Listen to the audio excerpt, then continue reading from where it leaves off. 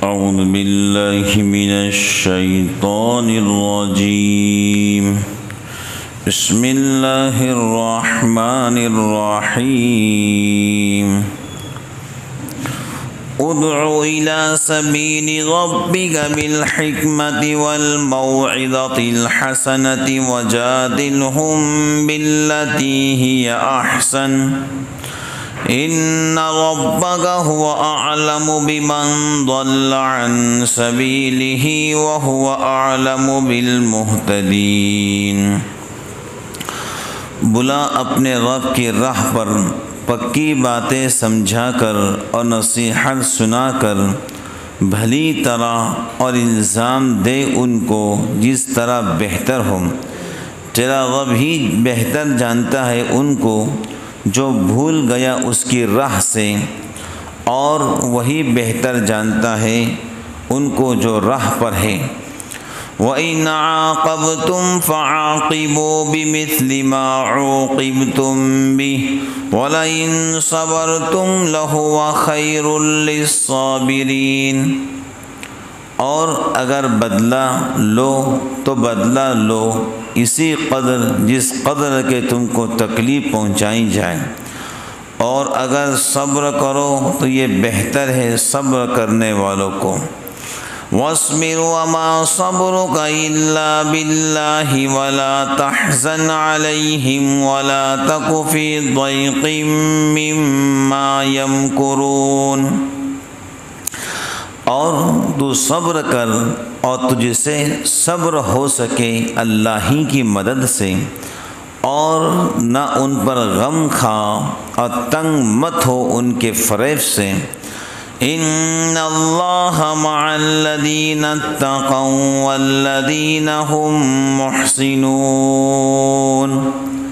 اللہ ساتھ ہے ان کے جو پرہیزگار ہیں اور جو نیکی کرتے ہیں.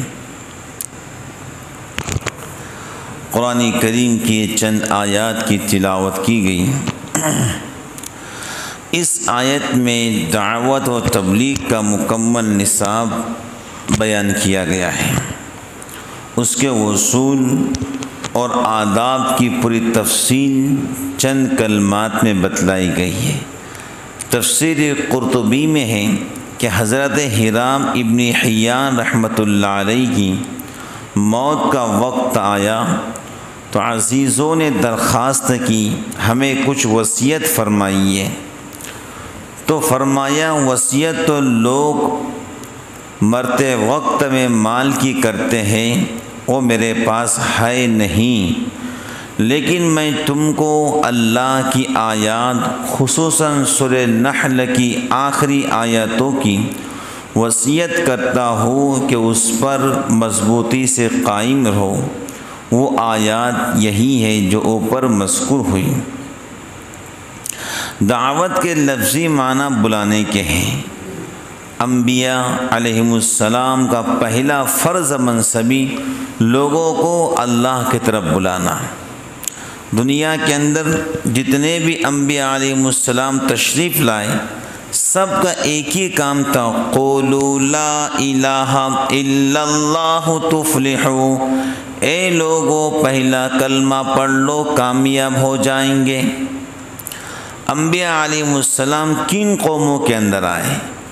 انبیاء علیہم السلام ان قوموں کے اندر آئے جو شرک میں ڈوب چکے تھے، جو ظلمت میں ڈوب چکے تھے، تاریکی میں بھٹک رہے تھے، خدا کو چھوڑ کر کسی اور کی پوجا پاٹ کر رہے تھے، خدا کو چھوڑ کر پتھروں کو معبود سمجھ رہے تھے.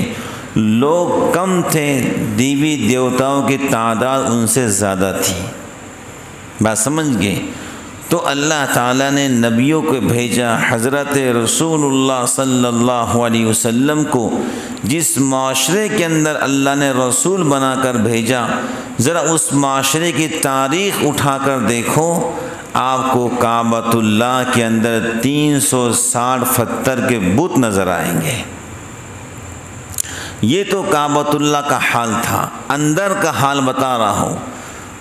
کعبۃ اللہ کے اندرونی حصے کے اندر 360 بت رکھے ہوئے تھے، اور مختلف دیوی دیوتاؤں تھے، لات تھا، عزا تھا، منات تھا، حبل تھا، لوگ ان کی پرستش کرتے تھے۔ انبیاء علیہ السلام کا فرض منصبی یہی تھا کہ وہ لوگوں سے کہتے ہیں قولوا لا الہ الا اللہ تفلحوا، پہلا کلمہ پڑھ لو تم کامیاب ہو جاؤ گے، پہلا کلمہ پڑھ لو تم کامیاب ہو جاؤ گے، جنت کی تم کو ضمانت دیتا ہوں، پہلا کلمہ پڑھ لو دنیا پر تمہاری حکمرانی قائم ہوگی، عزتوں کا مقام اللہ تم کو دے گا، ذلتوں سے تمہیں نکالے گا۔ یا ابا سفیان جئتکم بکرامت الدنیا والآخرہ، اے ابو سفیان میری مان لو، دنیا اور آخرت میں تم کامیاب ہو جاؤ گے۔ یہ انبیاء علیہ السلام کا دعوت کا اصول تھا۔ حضرت رسول اللہ صلی اللہ علیہ وسلم جس معاشرے میں تشریف لائے، وہاں کے اکثر مسلمان جن صحابہ نے ایمان قبول کیا، ان کی زندگی دیکھو آپ کو یہی نظر آئے گا بت پرستی کے اندر، لیکن اللہ نے ہدایت دی نبیوں کے دعوت کی برکات سے۔ تو انبیاء علیہ السلام کا پہلا فرض منصبی لوگوں کو اللہ کی طرف بلانا، پھر تعلیمات نبوت و رسالت اسی دعوت کی تشریحات ہیں۔ قرآن کریم میں رسول اللہ صلی اللہ علیہ وسلم کی خاص صفت داعی الی اللہ وداعیا الی اللہ بإذنہ وسراجا منیرا، یا قومنا اجیبوا داعی اللہ۔ امت پر بھی آپ صلی اللہ علیہ وسلم کے نقش قدم پر دعوت الی اللہ کو فرض کیا گیا ہے کہ اللہ کے بندوں کو سمجھاؤ کہ ایمان اصل چیز ہے، کلمہ اصل چیز ہے، شرک سے توبہ کرو، تہمت پرستی سے توبہ کرو، ستاروں کی پوجا مت کرو، درختوں کی پوجا مت کرو، اپنے اخلاق حسنہ سے اور اخلاق نبوت سے انسانیت کو متاثر کرو۔ بات سمجھ گئے؟ بعض وقت میں ہمارے عادات و اخلاق اور ہمارے شریف النفس اور ہمارے اپنے کریکٹر اور کردار کو دیکھ کر لوگ متاثر ہوتے ہیں، بات سمجھتے ہیں، اور لوگ یہ کہتے ہیں کہ جس مذہب کو یہ فالو کرتے ہیں، جس مذہب پہ یہ چلتے ہیں، واقعتاً یہ مذہب صحیح مذہب ہے، لیکن اس کے لیے ہم سب کو جو ہے ویسا بننے کی ضرورت ہے۔ بات سمجھ گئے؟ وَلْتَكُن مِّنكُمْ أُمَّةٌ يَدْعُونَ إِلَى الْخَيْرِ وَيَأْمُرُونَ بِالْمَعْرُوفِ وَيَنْهَوْنَ عَنِ الْمُنكَرِ، تم میں سے ایک جماعت ایسی ہونا چاہیے جو لوگوں کو خیر کی طرف دعوت دے، یعنی نیک کاموں کا حکم کرے، برائی سے روکے اور برے کاموں سے روکے۔ اللہ پاک ایک جگہ فرماتے ہیں وَمَنْ أَحْسَنُ قَوْلًا مِّمَّنْ دَعَا إِلَى اللَّهِ، گفتار کے اعتبار سے یعنی بولنے کے اعتبار سے، بولو کائے کے اعتبار سے، بولنے کے اعتبار سے اس شخص سے اچھا کون ہو سکتا ہے جو اللہ کے بندوں کو اللہ کی طرف بلائے۔ بھائی اس سے بہتر کس کی بات ہو سکتی ہے جو اللہ کے بندوں کو، انسانیت کو اللہ کی طرف بلائے۔ تعبیر میں کبھی اس لفظ کو دعوت الی اللہ کا عنوان دیا جاتا ہے، اور کبھی دعوت الی الخیر کا بھی، اور کبھی دعوت الی سبیل اللہ کا بھی، حاصل سب کا ایک ہے، کیونکہ اللہ کی طرف بلانے سے اس کے دین اور صراط مستقیم ہی کی طرف بلانا مقصود ہے۔ الی سبیل ربک، اس میں اللہ پاک کے خاص صفات رب، پھر اس کے نبی کریم صلی اللہ علیہ وسلم کی طرف اضافت میں اشارہ ہے کہ دعوت کا کام صفت ربوبیت اور تربیت سے تعلق رکھتا ہے۔ دعوت کا کام صفات ربوبیت اور تربیت سے تعلق رکھتا ہے۔ جس طرح اللہ پاک نے آپ صلی اللہ علیہ وسلم کی تربیت فرمائی، آپ صلی اللہ علیہ وسلم کو بھی تربیت کے انداز سے دعوت دینا چاہیے، جس میں مخاطب کے حالات کی رعایت کر کے وہ طرز اختیار کیا جائے کہ مخاطب پر بار نہ ہو. کیا نہ ہو بولو؟ یعنی ہم جس کو بول رہے ہیں ہماری گفتگو کا اس پر بوجھ نہ ہو، بوجھ بن کے دعوت نہیں دینا ہے. بات سمجھ گئے؟ بھائی ہمارا کام تو خالی بولنا ہے، ہدایت دینا نہ دینا وہ اللہ پاک کے ہاتھ میں ہے، ہم تھوڑی اس کے ٹھیکیدار ہیں. ہدایت دینا نہیں دینا یہ اللہ کے ہاتھ میں ہے. بھائی ہدایت کا معاملہ کہ دنیا میں کوئی اس کا ٹھیکیدار نہیں، وہ اللہ کے ہاتھ میں ہے. تو ایسی دعوت دی جائے کہ اس کا لوگوں پر بوجھ نہ ہو، اس کی تاثیر زیادہ سے زیادہ ہو. خود لفظ دعوت بھی اس مفہوم کو ادا کرتا ہے کہ پیغمبر کا کام صرف اللہ کے احکام کو پہنچا دینا ہے. کیا کرنا بولو؟ پیغمبر کا کام صرف اللہ کے احکام پہنچا دینا، سنا دینا نہیں، بلکہ لوگوں کو ان کی تعمیل کی طرف دعوت دینا ہے. اور ظاہر ہے کسی کو دعوت دینے والا اس کے ساتھ ایسا خطاب نہیں کیا کرتا جس سے مخاطب کو وحشت و نفرت ہو یا جس میں اس کے ساتھ استہزاء و تمسخر کیا گیا ہو. بالحکمہ لفظ حکمت قرآن کریم میں بہت سے معنی کے لیے استعمال ہوا ہے. اس جگہ بعض ائمہ تفسیر نے حکمت سے مراد قرآن کریم، بعد نے قرآن و سنت کو قرار دیا ہے. الحسنہ الموعظہ، موعظہ وعظ کے لغوی معنی یہ ہے کہ کسی خیر خواہی کی بات کو ایسی طرح کہا جائے کہ اس سے مخاطب کا دل قبولیت کے واسطے نرم ہو جائے. مثلاً اس کے ساتھ قبول کرنے کے ثواب و فوائد اور نہ کرنے کے عذاب و مفاسد ذکر کیا جائے. الحسنہ کے معنی یہ ہے کہ بیان اور عنوان بھی ایسا ہو جس سے مخاطب کا دل مطمئن ہو. بھئی بیان بھی ایسا ہو، انداز بھی ایسا ہو کہ مخاطب جو سن رہا ہے اس کا دل کیا ہونا چاہیے؟ مطمئن ہونا چاہیے. اس کے شکوک و شبہات دور ہو اور مخاطب یہ محسوس کر لے کہ آپ کی اس میں کوئی غرض نہیں ہے، آپ صرف اس کے خیر خواہ ہیں. بھئی ہم جس کو دعوت دیں اس انداز میں دعوت کو پیش کریں کہ اس کو سمجھ لینا چاہیے کہ ہم کو اس سے کوئی مطلب نہیں ہے، بلکہ اس کے ہمدردی کے اندر ہم اس کو دین کے بعد سمجھا رہے ہیں. اگر اس کے دل میں آ گیا شاید ان کو میری دنیا سے مطلب ہے، پھر آپ کی دعوت کا اثر بولو کچھ بھی نہیں ہوگا سوائے ٹائم پاس کے. یہ باور کرائے بھائی ہم تیرے پانی کے محتاج نہیں ہیں، ہم تیرے کھانے پینے کے محتاج نہیں، ہم تو صرف تیرے خیر خواہ. انی لکم ناصح امین، پیغمبر تو کہا کرتے تھے ہم صرف تمہارے خیر خواہ ہیں. کیا ہے بولو؟ بس ہم صرف تمہارے خیر کا ہے بھائی، ہم تم سے کوئی مطالبہ وما اسألکم علیہ من اجر ان اجری الا علی رب العالمین. ہم کو اجر تو صرف اللہ دینے والا ہے. بولو کون دیں گا؟ دیکھو اس کے اندر سب سے اہم منشا صرف اللہ کی رضا. بسم اللہ الحمدللہ. جتنی اللہ کی رضا شامل حال ہوں گی بھئی ہمیں صرف اپنے رب کے واسطے کرنا ہے، پھر انشاءاللہ الرحمن اس کا اثر بہت بولو زیادہ ہوگا. تو دیکھو کوئی بھی نیکی دنیا میں کرو اس کا اجر صرف اللہ سے لینے کی توقعات رکھو. یہ بات تم سمجھ لو.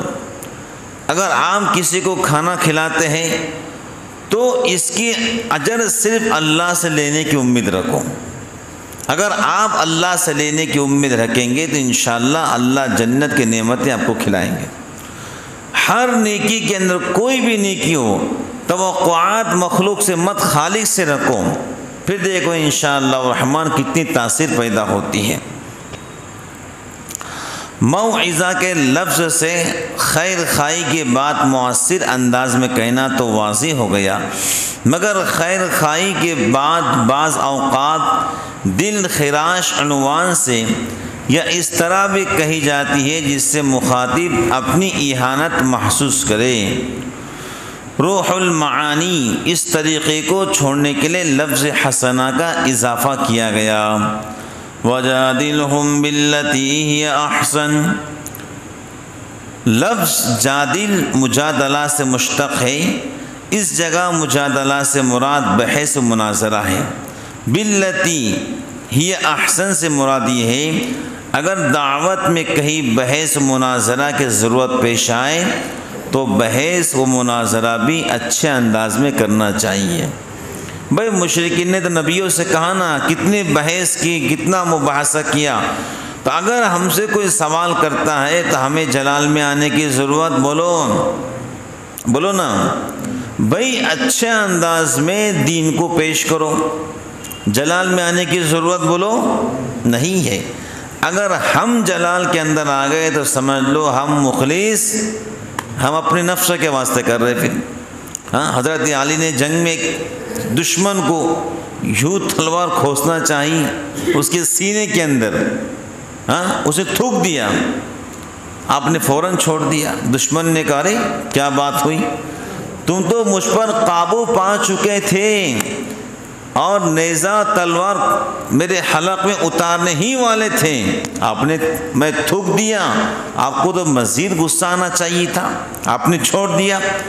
تو حضرت علی رضی اللہ تعالی عنہ جن کی تربیت حضرت نبی پاک علیہ السلام نے کی تھی، انہوں نے کہا رے ظالم تو آج بھی دشمن ہے، دل چاہتا ہے کہ تجھے ابھی قتل کروں، لیکن پہلے جو تجھے قتل کر رہا تھا وہ اللہ کے واسطے کر رہا تھا، اب تو نے تھک دیا تو میرا غصہ بھی اس میں شامل ہو گیا، میں نہیں چاہتا کہ اپنے طرف سے کسی کو قتل کروں۔ یہ ہے تربیت، بات سمجھ گئے؟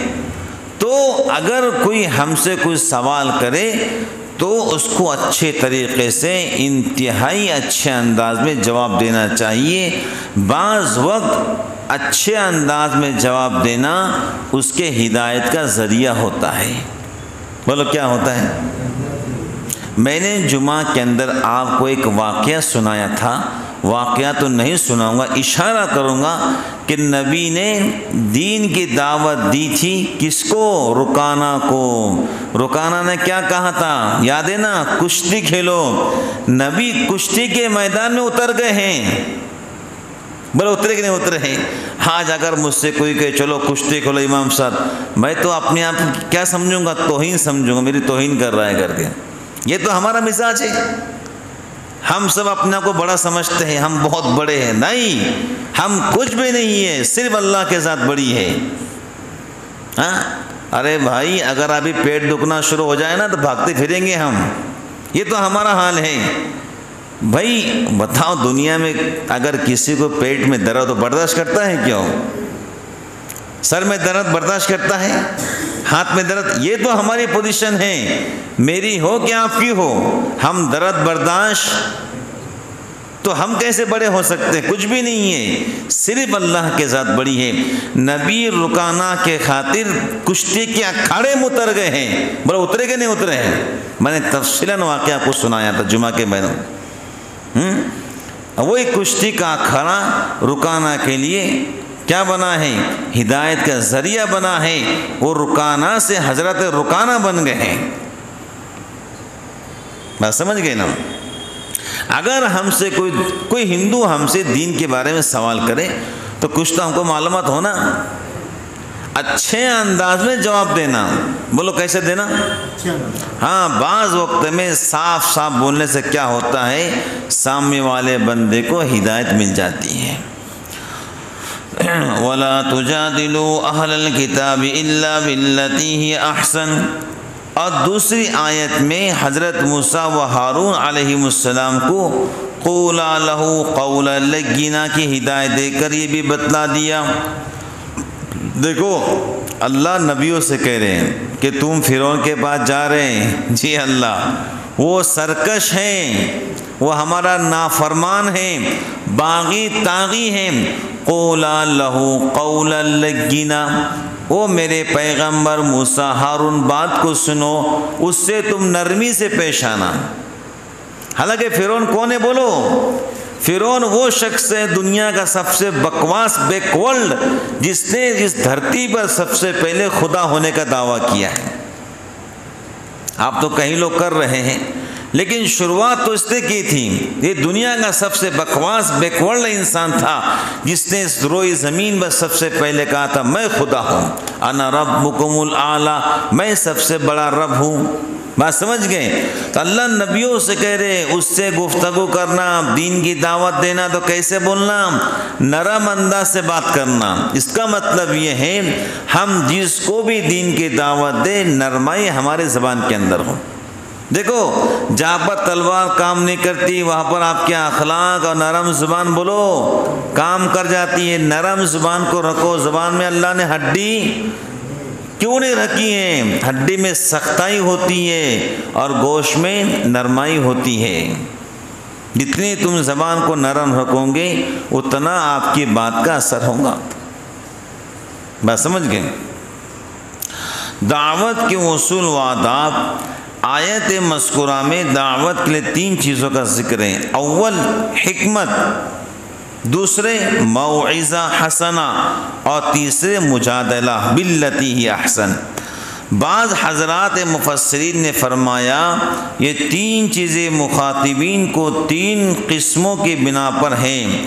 دعوت بالحکمہ اہل علم و فہم کے لیے، دعوت بالموعظہ عوام کے لیے، مجادلہ ان لوگوں کے لیے جن کے دلوں میں شکوک و شبہات ہوں یا جو عناد اور ہر دھرمی کے سبب بات ماننے سے منکر ہو۔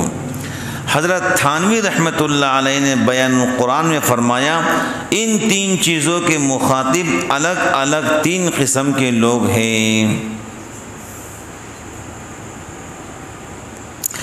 دعوت اللہ کے پیغمبرانہ آداب۔ دعوت اللہ دراصل انبیاء علیہ السلام کا منصب ہے۔ دعوت اللہ دراصل انبیاء علیہ السلام کا منصب ہے۔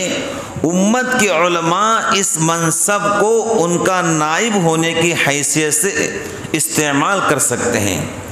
دعوت اللہ دراصل انبیاء علیہ السلام کا منصب ہے۔ امت کے علماء اس منصب کو ان کا نائب ہونے کی حیثیت سے استعمال کرتے ہیں، تو لازم یہ ہے کہ اس کے آداب اور طریقے بھی انہی سے سیکھیں۔ جو دعوت ان طریقوں پر نہ رہی وہ دعوت کے بجائے عداوت، جنگ و جدال کا موجب ہو جاتی ہے۔ دعوت پیغمبرانہ کے وصول میں جو ہدایت قرآن کریم میں حضرت موسیٰ و ہارون کے لیے نقل کی گئی، فَقُولَا لَهُ قَوْلًا لَيِّنًا لَعَلَّهُ يَتَذَكَّرُ أَوْ يَخْشَىٰ، یعنی فرعون سے نرم بات کرو شاید وہ سمجھ لے یا ڈر جائے۔ یہ ہر داعی حق کو ہر وقت سامنے رکھنا ضروری ہے کہ فرعون جیسا سرکش کافر جس کی موت بھی علم الہی میں کفر پر ہونے والی ہے، فرعون کی موت بولو اللہ کے پاس علم الہی، اللہ کے علم میں ہے کہ کفر پہ مرنے والا ہے، اس کو ہدایت اللہ دینے والے بولو نہیں ہے۔ اس کی طرف بھی جب اللہ اپنے داعی کو بھیجتے تو نرم گفتار کی ہدایت کے ساتھ میں بھیجتے ہیں۔ اللہ کو پتہ ہے یہ ظالم ایمان قبول کرنے والا، لیکن اللہ جن داعیوں کو داعی بنا کر بھیج رہے ان سے کہہ رہے نرم گفتگو کرنا۔ بولو کیسے کرنا؟ آج ہم جن لوگوں کو دعوت دیتے ہیں وہ فرعون سے زیادہ گمراہ نہیں ہیں، اور ہم میں سے کوئی موسیٰ و ہارون علیہ السلام کے برابر ہادی و داعی نہیں ہے۔ تو جو اللہ پاک نے اپنے دونوں پیغمبروں کو نہیں دیا کہ مخاطب سے سخت کلامی کرے، اس پر فقرے کیسے کسیں، اس کی توہین کرے، وہ حق ہمیں کہاں سے حاصل ہو گیا؟ قرآن کریم انبیاء علیہ السلام کی دعوت و تبلیغ اور کفار کفار کی مجادلات سے بھرا ہوا ہے، اس میں کہیں نظر نہیں آتا ہے کہ کسی اللہ کے رسول نے حق کے خلاف ان پر طعنہ زنی کرنے والوں کے جواب میں کوئی ثقیل کلمہ بولا ہو۔ اس کی چند مثالیں دیکھیے۔ پورے انبیاء علیہ السلام کی سیرت کو کھنگال لو قرآن کی روشنی میں، آپ کو کہیں نظر نہیں آئے گا کہ کسی نبی نے گالی کا جواب گالی سے دیا ہو۔ پورے قرآن کریم کو کھنگال لو، احادیث کو دیکھ لو کہ امت نے نبی کے ساتھ میں کتنا برا سلوک کیا ہے، لیکن نبی نے کبھی بھی اپنے مبارک زبان سے کلمات ایسے ادا نہیں کیے ہیں جو شان نبوت کے خلاف ہوں۔ دیکھو آپ حضرت کی زندگی دیکھو، حضرت نوح علیہ السلام کی زندگی دیکھو، حضرت موسیٰ و ہارون علیہ السلام کی زندگی دیکھو، کبھی بھی نبی نے اپنے امت کے خلاف کچھ نہیں کہا۔ لوگوں نے گالیاں دیں لیکن نبی نے گالی کا جواب گالی سے نہیں دعاؤں سے دیا ہے۔ لوگوں نے تکلیف دی ہے، نبی نے اس کا جواب رحمت سے دیا ہے۔ رکانا کہتے تھے مجھ پہ حملہ کرو، نبی کہتے تھے میں تجھ پہ پہلے حملہ نہیں کر سکتا ہوں، کہیں میری امت یہ نہ کہے کہ نبی ہو کر اپنی امت پہ حملہ کر دیا۔ بات سمجھ گئے؟ تو اگر ہمیں اللہ رب العالمین ہدایت دیتا ہے اس کام کے واسطے تو نرم گفتگو اور کبھی بھی سامنے والے مخاطب کے سوال کا جواب جو مانگے وہ دینا ہے۔ اگر طعنہ زنے گالیاں بکے تو ہمیں اس کا جواب نہیں دینا ہے، نبی والی صفات پیدا کر کر اس کا جواب نہیں دینا ہے، بلکہ اس سے بھی اچھے انداز سے ملاقات کرنا ہے۔ اب انشاءاللہ اس کی مثالیں کل بتلائیں گے کہ نبیوں نے دین کی دعوت کیسی دی، لوگوں نے ان کے ساتھ میں کیا سلوک کیا اور نبی کا ریئیکشن ان کے ساتھ میں کیسا رہا۔ وہ انشاءاللہ قرآن کریم کی روشنی کے اندر یہ ساری باتیں ہمارے سامنے آئیں گی۔ ابھی جو کچھ کہا گیا ہے اللہ تعالیٰ مجھے آپ کو اس پہ عمل کی توفیق عطا فرمائے۔ آمین و آخر دعوانا الحمدللہ رب العالمین۔